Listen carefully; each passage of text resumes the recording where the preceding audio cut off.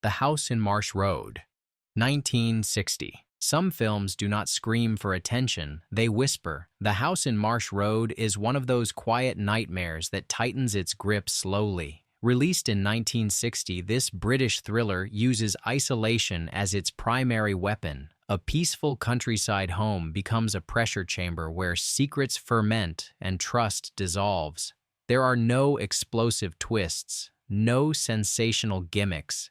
Instead, the film relies on mood silence and the creeping suspicion that something is deeply wrong behind polite smiles and closed doors. The story follows a woman who becomes entangled in the strange rhythms of a rural household where nothing feels accidental. Conversations feel rehearsed. Gestures linger too long. Every corridor seems to lead nowhere. The brilliance lies in restraint. The camera observes rather than intrudes. Long pauses allow unease to bloom naturally. This was a style British cinema excelled at during the early 60s. Psychological tension mattered more than spectacle. Fear was something you felt before you understood it. Watching it today feels like stepping into a forgotten lane of suspense cinema. The film predates the paranoia boom yet anticipates it perfectly. There is an undercurrent of dread that mirrors post-war anxiety and social repression. The countryside is not comforting here. It is isolating. The home is not safe. It is a trap. Its survival on YouTube feels almost accidental. A film like this would have vanished quietly if not for digital archives and classic film channels. The fact that it is currently available for free feels temporary. Like the film itself, it waits patiently, knowing most viewers will overlook it. Those who do not will find something unsettlingly intimate. First Spaceship on Venus, 1960. Science fiction in the early 60s often wore optimism on its surface. First Spaceship on Venus tears that optimism apart. Released in 1960, this Cold War-era production blends cosmic adventure with existential dread. A multinational space crew travels beyond Earth not to conquer but to understand. What they discover on Venus is not life but the aftermath of annihilation, an entire civilization erased by its own weapons. The film operates on two levels. On the surface, it delivers classic science fiction imagery. Spacesuits, alien landscapes, and speculative technology dominate the frame. Beneath that lies a somber warning. Nuclear destruction is not hypothetical here. It is inevitable if humanity refuses to change. The message is blunt yet haunting. Progress without restraint leads to silence. Visually, the film feels austere. Sets are minimal. Effects are practical. This limitation works in its favor. The emptiness of Venus mirrors the emotional weight carried by the crew. Every discovery feels heavy. Every step forward feels like a step toward the same fate. What makes this film remarkable is its seriousness. There is no heroic triumph, no final victory, just reflection. Released at the height of nuclear anxiety, it captured fears most films softened. Today, it plays like a historical artifact and a prophecy at the same time. Its availability on YouTube is a gift. Many versions circulate freely, often restored by dedicated fans. Watching it now feels strangely relevant, a message from the past still waiting to be heard, and possibly still ignored. The Plunderers, 1960. The Western was already evolving by 1960, and The Plunderers stands at that crossroads. This is not a tale of noble gunslingers or clean justice. It is a story about greed decay and moral compromise. A small frontier town becomes a battleground not because of heroes, but because of human weakness. The film strips the genre down to its bones. The town exists on borrowed time. Its residents are trapped by desperation and fear. Outsiders arrive not to save, but to exploit. Violence here is not glorious. It is inevitable. Every character carries selfish motives, even those who pretend otherwise. The film refuses to offer easy redemption. What separates The Plunderers from traditional Westerns is tone. The world feels tired. Law feels symbolic rather than real. Justice arrives late if it arrives at all. This is frontier life without romance. Survival demands sacrifice, and someone always pays the price. The cinematography emphasizes harsh landscapes and cramped interiors. Wide shots make people feel small. Close quarters amplify tension. There is a constant sense that the town is already doomed. The gunfire simply confirms it. This was an early signal that the Western was changing. European and revisionist influences were creeping in. Audiences were no longer satisfied with myths. They wanted consequences. Today, the film lives quietly on YouTube. It is rarely discussed, yet deeply influential. Watching it feels like witnessing the moment the genre lost its innocence. A transition preserved not in textbooks, but in a free upload waiting to disappear. The Choppers, 1961. The Choppers does not romanticize youth rebellion. It exposes it. Released in 1961, this raw exploitation drama strips teenage culture of glamour and leaves only emptiness behind. Leather jackets, motorcycles, and sneers dominate the surface, but beneath them lies a portrait of aimless rage. These are not misunderstood rebels searching for freedom. They are young people spiraling without purpose. The film follows a violent motorcycle gang whose thrill-seeking masks deep insecurity. Authority means nothing to them. Loyalty is fragile. Violence becomes the only language they trust. The adults around them are either absent weak or completely disconnected. What makes the film unsettling is how little judgment it offers. The camera simply watches as the chaos unfolds. Unlike later counterculture films, The Choppers refuses to mythologize rebellion. There is no poetry in the violence, no romantic payoff. Every confrontation feels ugly and hollow. The gang exists in a social vacuum where consequences arrive suddenly and without mercy. This tone made the film controversial even on release. It was marketed as sensational entertainment, but played more like a cautionary tale. That contradiction gives it power today. It feels honest in a way many youth films avoid. The fact that it survives mostly through YouTube uploads feels appropriate. It was never meant to be preserved carefully. It was meant to be seen raw. Grain scratches and uneven sound only add to its authenticity. Watching it now feels like opening a time capsule of early 60s anxiety about the next generation, fear disguised as entertainment. Four Fast Guns, 1960. Four Fast Guns looks like a standard Western until it starts removing everything familiar. Released in 1960, this film plays closer to noir than frontier legend. The world it presents is bleak, cynical, and emotionally exhausted. The gunfighter at its center is not chasing glory. He is drifting toward inevitability. The story revolves around betrayal, manipulation, and survival. Every character wants something. Trust becomes a liability. Violence is not heroic. It is transactional. People die not for justice, but for convenience. The film moves with quiet fatalism, as if every outcome has already been decided. Visually, the film avoids grandeur. Towns feel cramped. Streets feel narrow. Interiors close in on characters forcing confrontations. The landscape offers no escape. The West is no longer a promise. It is a dead end. What makes Four Fast Guns stand out is its tone of resignation. There is no moral speech, no final triumph. The ending arrives like a closed door. This was a subtle but significant shift in the genre. Audiences were being prepared for the revisionist westerns that would dominate later in the decade.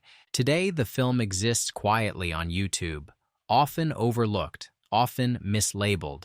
Yet it feels startlingly modern, a western stripped of illusion. Watching it feels like witnessing the genre confront its own emptiness for the first time. Strangers When We Meet, 1960. Strangers When We Meet is not about romance. It is about erosion. Released in 1960, this adult drama explores obsession, guilt, and emotional decay beneath suburban calm. Kirk Douglas delivers a restrained performance that feels painfully human. This is not passion.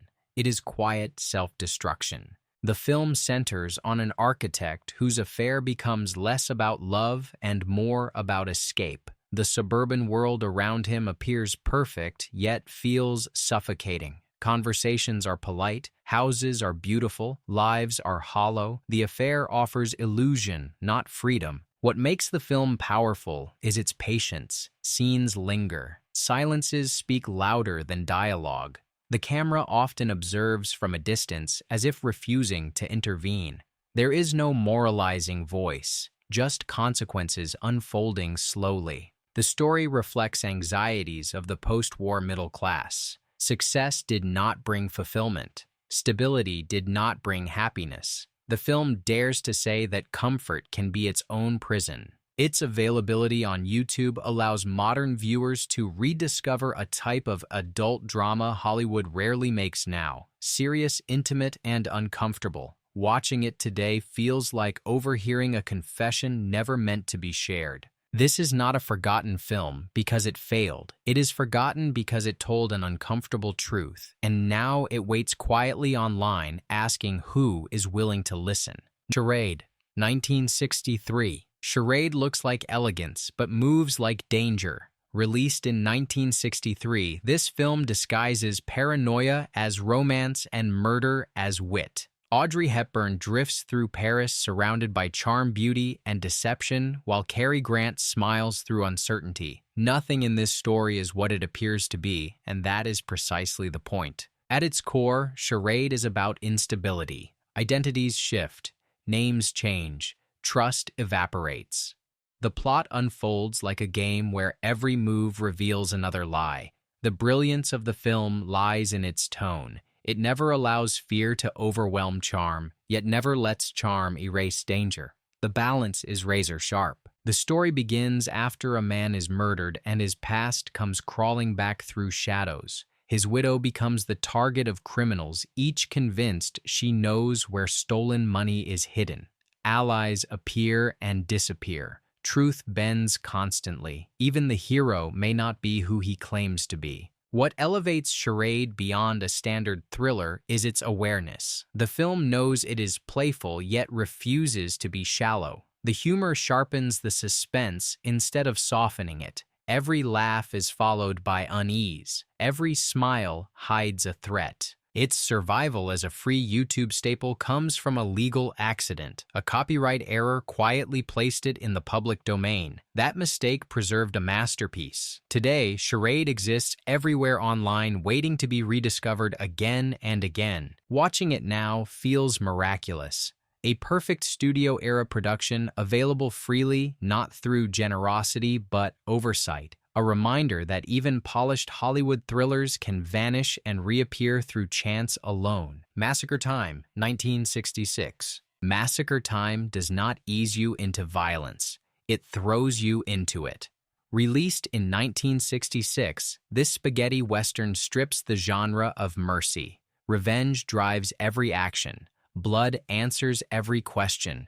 The world it presents is harsh, sun-scorched, and unforgiving. The story centers on a man returning to settle a score that time has not softened. His enemies have built power through cruelty. The town they control exists under fear. Justice here is not lawful, it is personal. Every confrontation escalates toward inevitable bloodshed. What separates Massacre Time from traditional westerns is its emotional coldness. Characters do not seek redemption. They seek survival or revenge. Violence is not climactic. It is routine. Death arrives suddenly, without ceremony. Visually, the film embraces stark compositions. Faces fill the frame, revealing sweat, fear, and resolve. Landscapes feel empty and hostile. There is no refuge, only confrontation. This was part of a wave of European westerns that redefined the genre.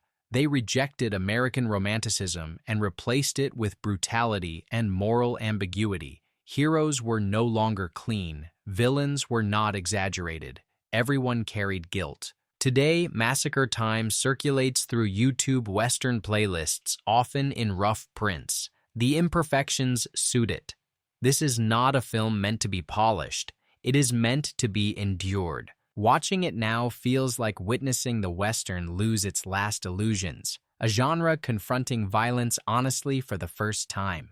Night of the Living Dead, 1968. Night of the Living Dead did not just redefine horror, it dismantled it. Released in 1968, this film arrived without warning and changed everything. Shot in stark black and white, it feels more like a documentary than a genre movie. That realism is its most terrifying weapon. The story is simple on the surface. Strangers barricade themselves inside a farmhouse as the dead rise outside. What unfolds inside is far more disturbing than the monsters beyond the walls. Fear exposes selfishness, cowardice, and cruelty. Authority collapses, cooperation fails, humanity turns on itself. The film offers no comfort.